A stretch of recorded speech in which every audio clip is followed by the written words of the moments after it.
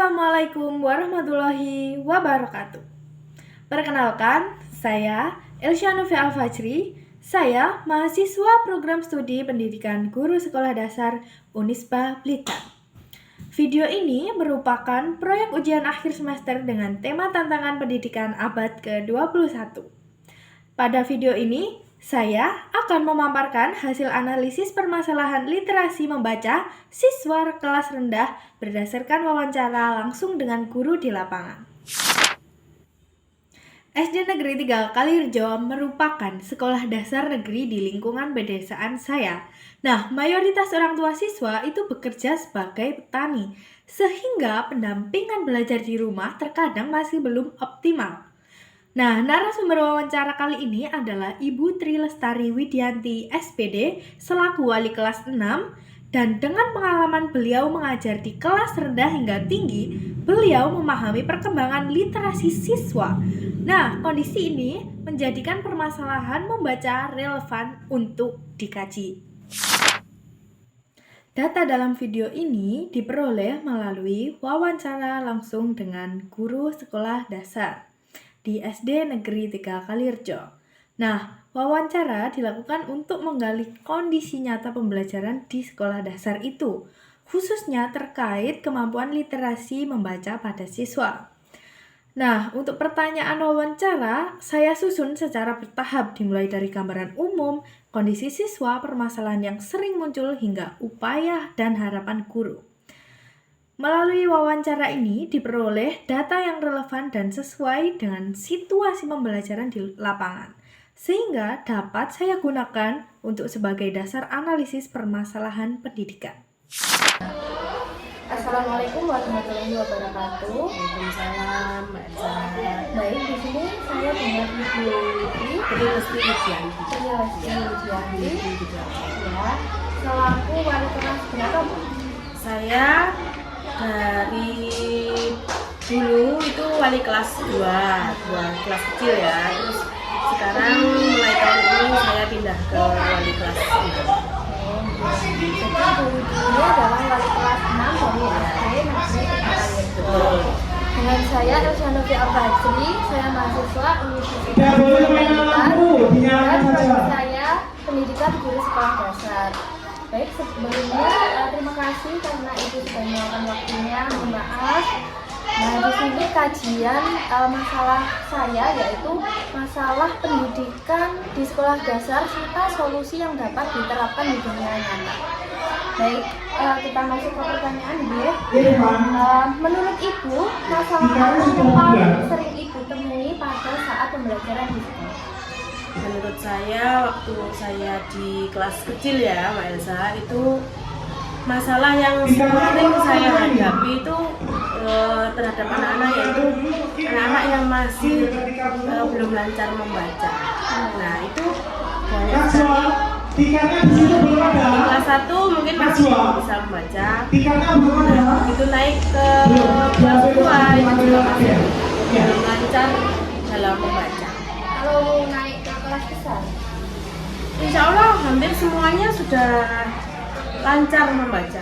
Jadi cuma di kelas Ya, masih kelas ya? kecil kan memang masa-masa masih pengenalan kalimat dan masih pengenalan kata dan kalimat.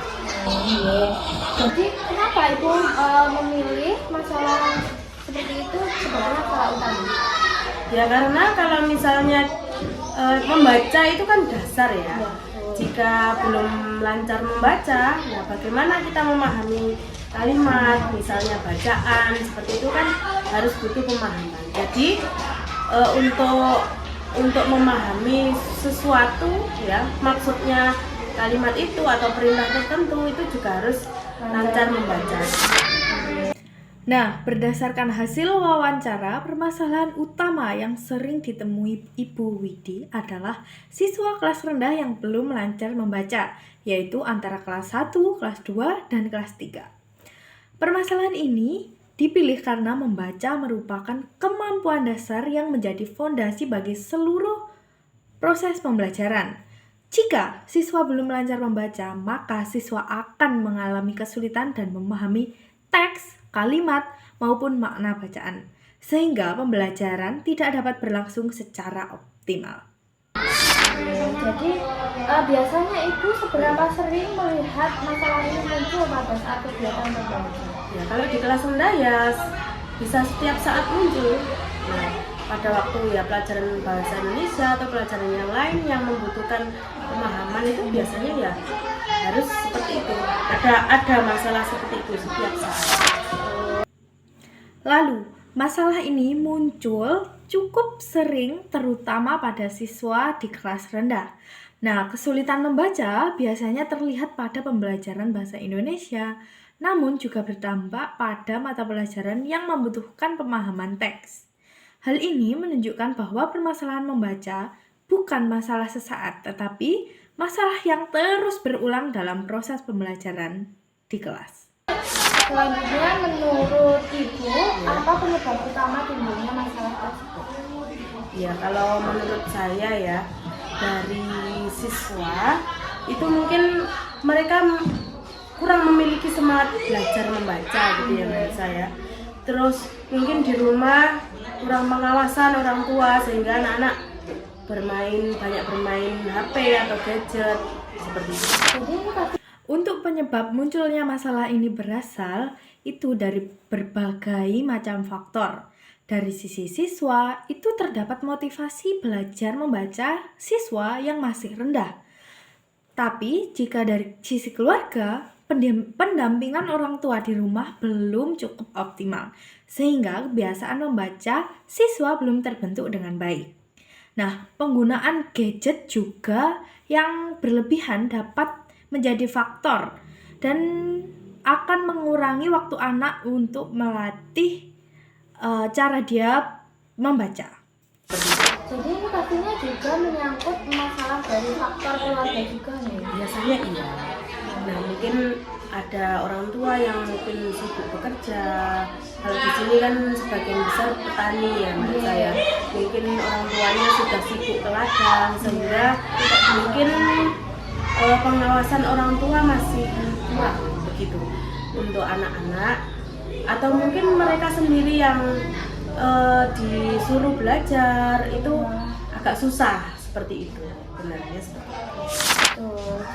Untuk faktor keluarga sendiri itu juga turut mempengaruhi kemampuan membaca siswa. Nah, sebagian orang tua yang ada di sini itu bekerja sebagai petani, sehingga memiliki keterbatasan waktu untuk mendampingi anaknya yang sedang belajar di rumah. Meskipun ada juga orang tua yang sudah menyuruh anaknya belajar, namun tanpa pendampingan yang sangat konsisten, anak tersebut akan tetap mengalami kesulitan dalam belajar membaca. Jadi selanjutnya apa dampak yang Ibu amati pada siswa ketika masalah ini itu tidak segera ditangani? Menurut saya ya, misal di kelas 1 masih belum bisa membaca ya. Nanti di jenjang berikutnya kalau di kelas 1 atau kelas 2 belum tuntas, mungkin di kelas jenjang berikutnya juga masih sama, masih harus belajar membaca lagi. Seperti itu. Jika permasalahan membaca tidak ditangani sejak awal, maka kesulitan tersebut akan tetap berlanjut ke jenjang kelas berikutnya. Seperti jika di kelas 1 tidak lancar membaca, pasti kalau di anak itu naik ke kelas 2 juga akan tetap tidak bisa membaca. Nah, siswa masih harus belajar membaca di kelas yang seharusnya sudah fokus pada pemahaman materi. Kondisi ini dapat menghambat perkembangan akademik siswa secara keseluruhan. Lalu apakah masalah ini juga berpengaruh pada prestasi pembelajaran siswa? Iya, sangat berpengaruh menurut saya. Karena mungkin akan berbeda dengan teman yang lainnya. Untuk pemahaman bacaan, pemahaman pelajaran itu akan sangat berbeda dengan teman-teman yang lain. Kesulitan membaca sangat memengaruhi prestasi belajar siswa. Untuk siswa yang belum lancar membaca akan memiliki tingkat pemahaman yang akan berbeda jika dibandingkan dengan teman-temannya yang sudah lancar membaca. Untuk akibatnya sendiri, siswa menjadi tertinggal dalam mengikuti pembelajaran dan pencapaian belajarnya itu menjadi tidak maksimal. Jadi untuk sekarang upaya yang Ibu lakukan untuk masalah ini bagaimana? Kalau menurut saya, upaya-upaya itu sebenarnya sudah banyak. Kita harus menjalin kerjasama dengan orang tua, guru mungkin juga harus telaten, mengajari siswa, membaca, mengeja kata per kata gitu. Terus kemudian bekerja sama dengan orang tua di rumah, jangan dibiarkan anak bermain HP atau gadget terlalu lama. Karena itu juga Betul sekali.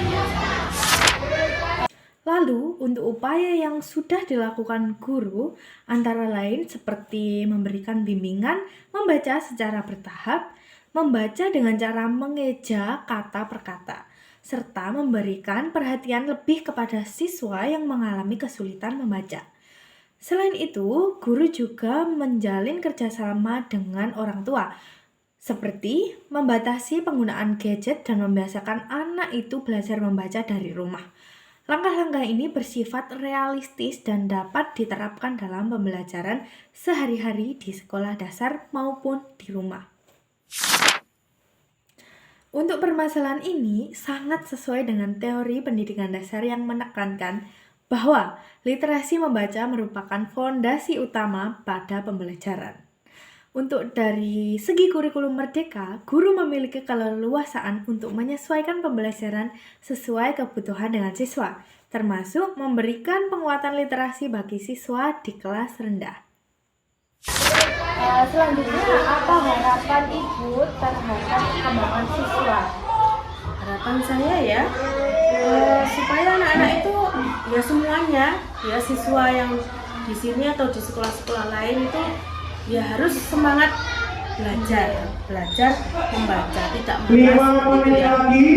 Belajar membaca dari kelas tingkat awal mungkin ya, kelas A itu kelas 1, kelas 2 itu ditugaskan harus bisa membaca, dan berhitung mungkin.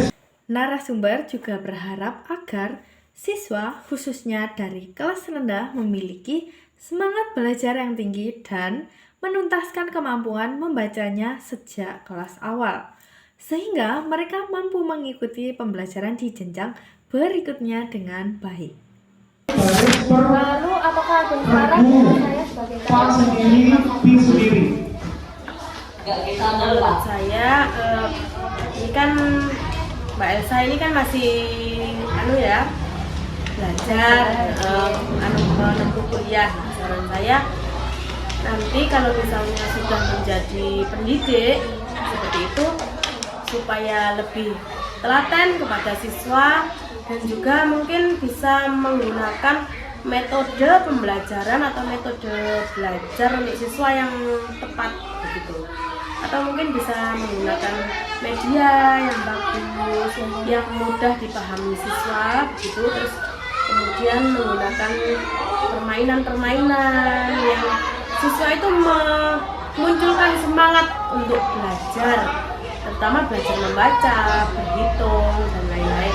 Itu bisa ditampilkan dalam permainan yang menyenangkan atau inovasi-inovasi pembelajaran yang mungkin kalau anak-anak muda sekarang kan banyak ya inovasi-inovasi seperti itu yang bisa dimunculkan dalam pembelajaran. Itu harapan saya. Dan juga harapan saya yang lain, semoga pendidik generasi penerus ya, terutama penerusnya Bu Widi atau penerus bangsa itu lebih memperhatikan lagi pendidikan ya, terutama itu tadi di kelas rendah, di kelas tinggi pun begitu, memahami atau mungkin ini maksud saya pemahamannya atau apa ya menurut saya ya, literasinya mungkin ya, literasi dan juga pemahamannya tentang numerasi. Terima kasih Ibu Widi untuk waktu dan penjelasannya yang sangat amat membantu saya. Hasil wawancara ini akan saya gunakan untuk pembelajaran dan pembuatan video proyek. Semoga informasi ini dapat membantu saya dalam gambaran nyata bagi kami seorang pendidik baru. Terima kasih. Wassalamualaikum warahmatullahi wabarakatuh.